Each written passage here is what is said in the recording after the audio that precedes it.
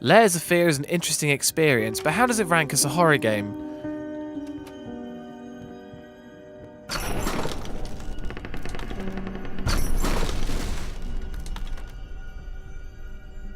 Atmosphere.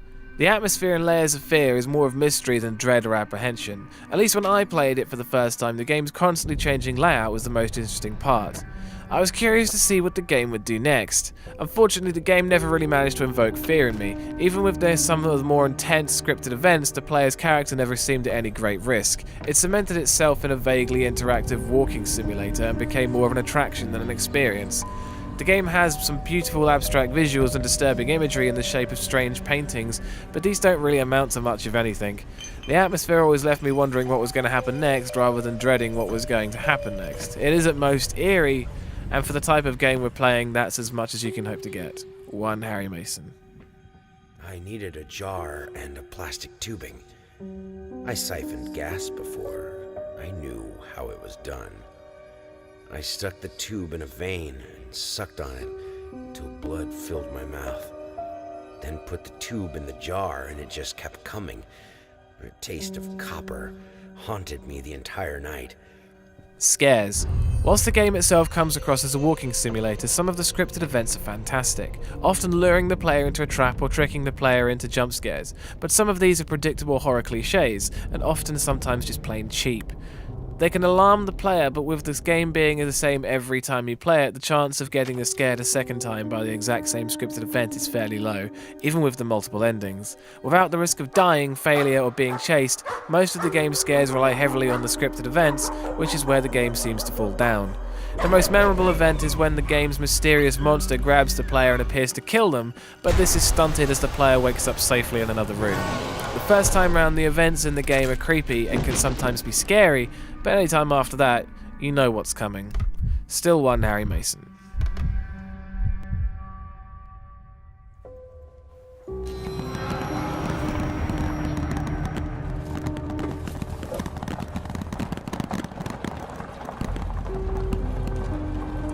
First, I looked for a canvas.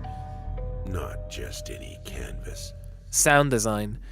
The music in this game is fantastic, with some great eerie pieces and downright haunting melodies. The game also graces the player with some beautiful piano pieces. The sound effects aren't that great and don't do much for the game. The sounding of walking on a wooden floor multiple times is as deep as it gets, but it doesn't make the game any worse.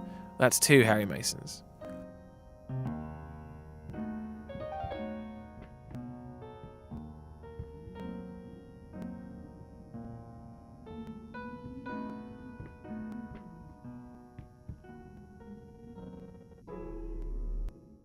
Gore. The gore in the game is fairly bland, with references to things the player did, but nothing more than a few vials of blood and some drawings are present in the game, with some of the most intense being the character's description of what he did to his wife. Whilst the game could include some to spice up the otherwise sometimes tedious wandering around, they didn't. Still 2 Harry Masons. Story. The story, as far as I can gather from playing the game, is about the abstract dreams of a painter trying to make his best work from his wife's body parts. As the game progresses through stages, you uncover his deteriorating sanity, struggle with alcoholism, hatred, failing relationship with his wife and child, and his own fears of failure. The game represents a lot of these aspects of the player's sanity in fairly cliché ways, and the concept of making a painting out of your wife's body didn't seem to have as much thought put into it as I feel it could have.